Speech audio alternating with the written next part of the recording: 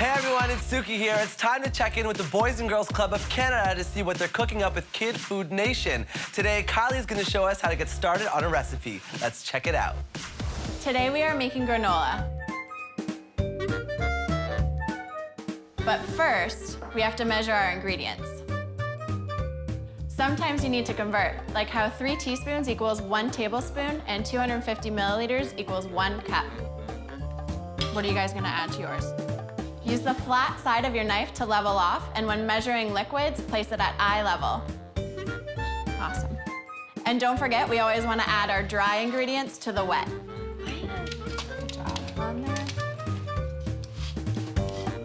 there. What comes next, guys? Pudding Mountain! Awesome. For more KFN fun, head to kidfoodnation.com, presented by President's Choice Children's Charity.